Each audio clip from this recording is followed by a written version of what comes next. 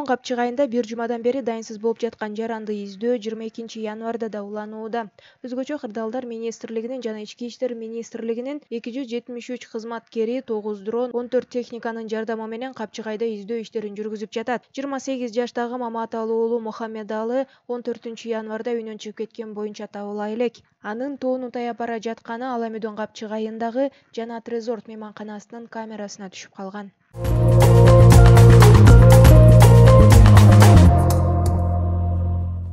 Бүгүн 2023-2024 окуу жылына Кыргызстандын жогорку окуу жайларына кышкы кабыл алуунун 4-туруна каттоо башталды. Бул тууралуу Билим берүү жана Илим министрлигинен билдиришти. Конкурска катышуу үчүн талапкерлерди каттоо 24 январ саат 14:00 аяктайт. Кабыл алууга сунушталган абитуриенттердин тизмеси 25 январда саат 9:00 чейин жайгаштырылат.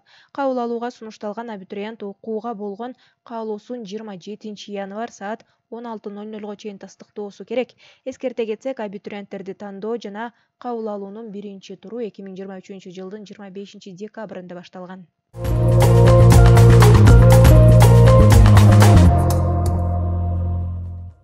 Дары-дармектердин мыйзамсыз ташып келүүнүн ири партиясына бөгөт коюлду. УКМКнын маалыматына ылайык, катайы кызматы тарабынан мамлекеттик салык кызматынын башкармалыгынын жардамы менен эсепке алынбаган товарлар менен иштөө боюнча республикалык бюджетке зыян келтирилген кылмыштардын бетин ачууга жана бөгөт коюуга багытталган ыкчам издөө иш-чараларынын уюштуруунун жыйынтыгында 18 январда Ак Тилек унаа жолу чек ара тилкесинде жүк ташуучу документтери ишенимсиз Volvo үлгүсүндөгү унаа кармалган. Анда айыл чарба буюмдарына жамынып, ЭЭПке мүчө мамлекеттерден товарларды алып келүү жана Кыргызстандын салык органдарына каттоого турууга тиешелүү документтери жок, баасы 50 миллион сомдон ашык 450 ящиктен турган кымбат баалуу дары-дармектердин ири партиясы табылган.